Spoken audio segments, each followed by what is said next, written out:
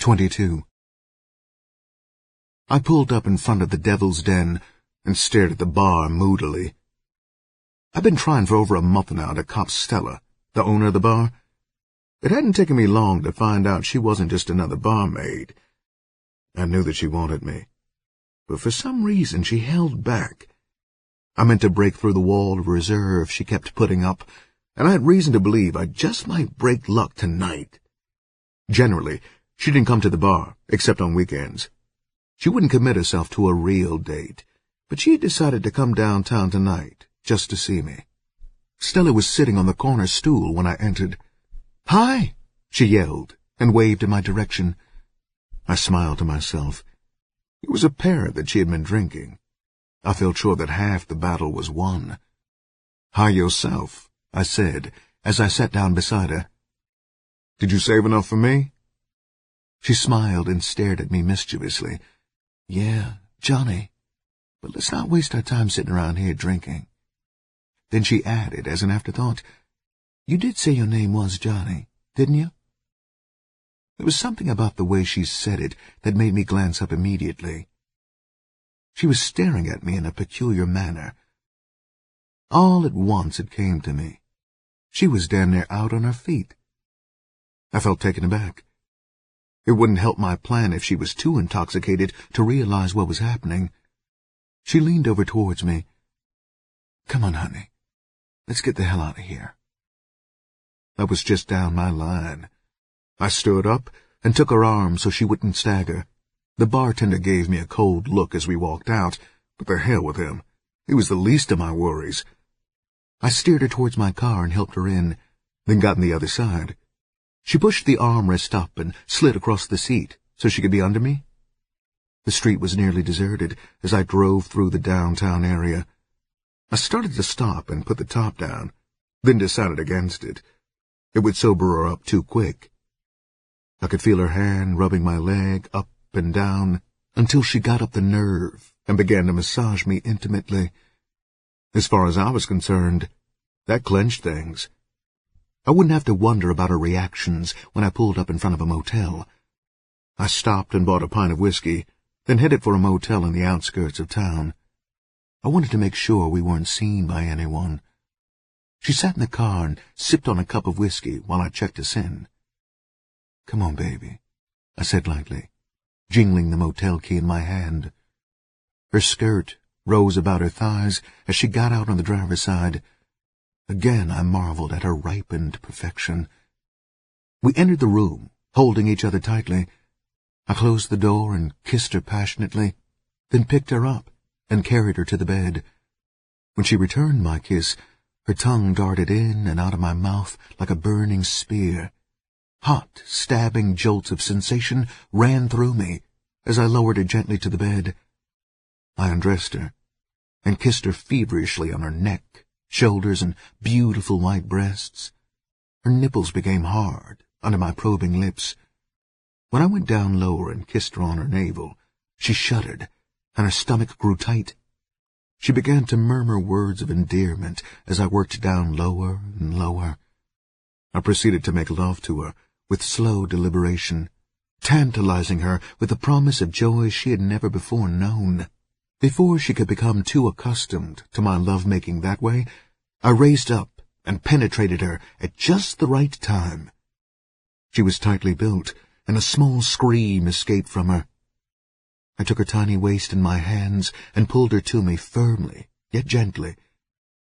Irresistibly, she clung to me in frenzied, delirious madness. "Please, Johnny, please, don't stop. I've never before had an orgasm." The words came out of her in a gasp. She tossed her head from side to side, then dug her nails into my back, screamed, and shook violently. Much later, I lay back and examined her nude body as she slept beside me. I grinned to myself. I had even surpassed my own expectations while making love to her. I had evoked sensations I didn't know women had. We got up the next day, late in the afternoon. When she first awoke, I played with her until she became aroused, then made love to her again, once more making her reach orgasm. Her eyes lit up from the fires I kindled in her. My skillful handling had given her astronomical pleasures and sexual sensations never before imagined. She was hooked. She couldn't keep her hands off of me. I planned on waiting before I started to press her for money, but her behavior gave me an immediate opening. "Stella, it might be 3 or 4 weeks before I see you again," I said, starting to get a good lie together on the spur of the moment. She snatched at the bait. "Why, Johnny, here we are, just really getting acquainted, and now you're telling me you've got to go?" Her hands kept rubbing intimately until I stood up and walked to the dresser. I knew then that she would become a nuisance. Whether or not it was a flaw in my makeup, I didn't know, but after I'd made love with a woman, I didn't like to be bothered. In fact, I became downright annoyed if my bed partner didn't take the hint and give me some distance. "It's not that I want to go, Stella, but I got a car note due, and my rent's been overdue for the past month. I need something like $400 to get myself together." "Where are you going to get the money at when you leave here?" she asked point blank. "My father owns a store in Cincinnati.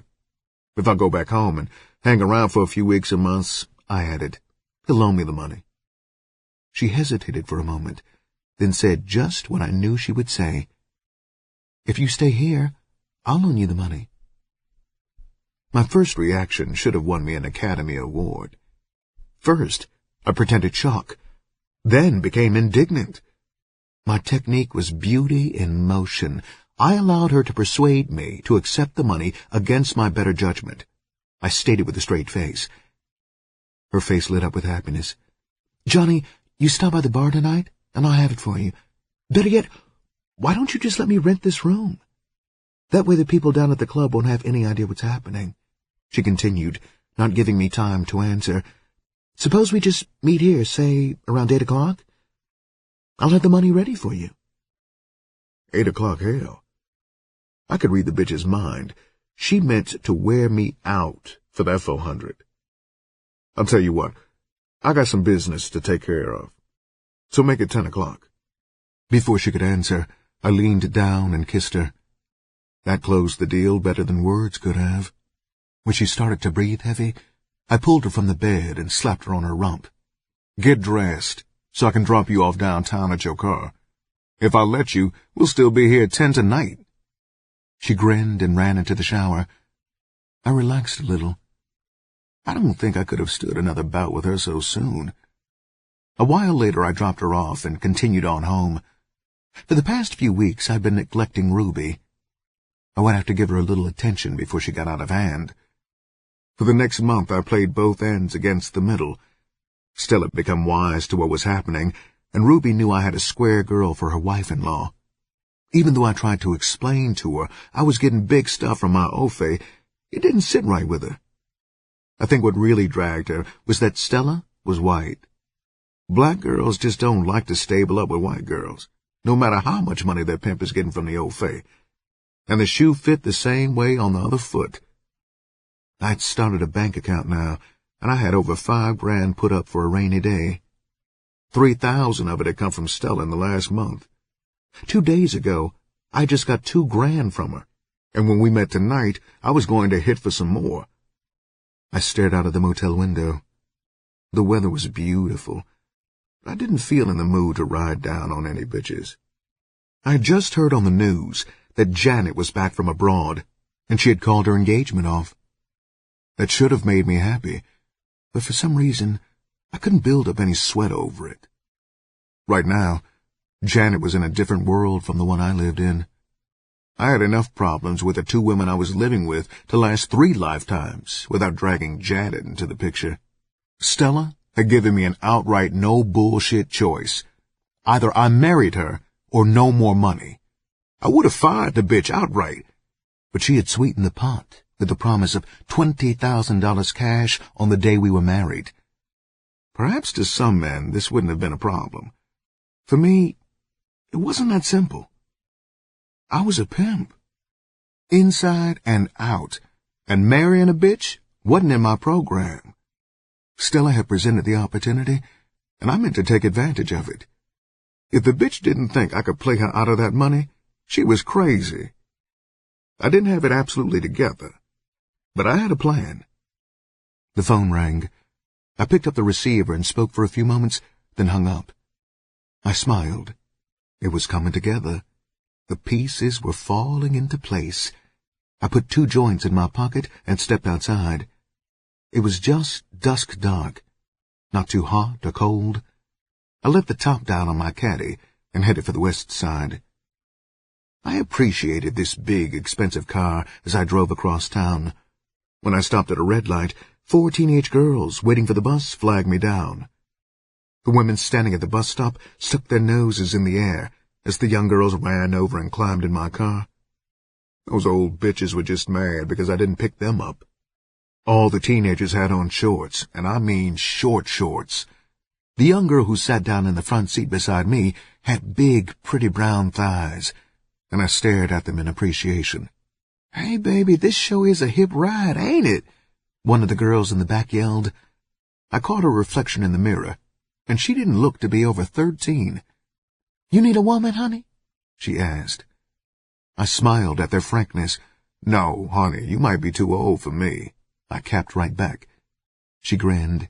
"If you was to get some of this hot stuff I got, I bet you wouldn't think that." I laughed out loud. "You probably got a point there." One of the girls in the front seat began to turn the knob until she found a soul music station. They all began to dance in their seats and pop their fingers to the music. When I got to 12th and Warren, both of the girls in the back seat got out. 4 blocks later, the one sitting by the door in front yelled out it was her stop. After letting her out, I turned to the one beside me. "How far do you go, honey?" I asked. "I go all the way over to Linwood if you're going that far," she replied. "I gotta make a stop first, baby, then I'll take you on home. That is, if you ain't in a big hurry." She looked up at me, out of some of the prettiest eyes. "What are you, a Mexican or something?" I laughed. "No, baby, I ain't no Mexican, but you can bet 'em something." When she laughed, it wasn't the laugh of a child. It was the sound of a young, healthy woman coming into her own. She hadn't bothered to move over to the vacant spot by the door either. She sat right up under me, as though she belonged to me. Her behavior led me to believe we might make one hell of an evening out of it yet. One way or another, it would amount to pure delight to lay out with this young devil, cute and tender,